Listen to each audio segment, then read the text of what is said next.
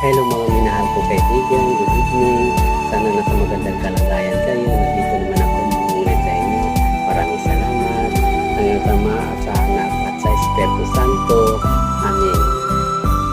Ama namin banal na makapangyarihan sa lahat, patawarin mo kami sa aming mga kasalanan at nagpakukumbaba kami sa harapan mo upang kami kaawaan at huwag supyain ang aming bilangin.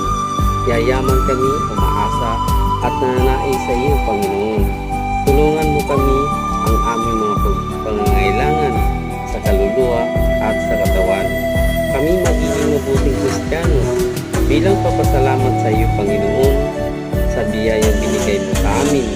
Tutuparin namin ang tungkulin na ibinigay mo sa amin hanggang wakas. Amen. Sa ngalan sa Ama at sa Anak at sa Espiritu Santo.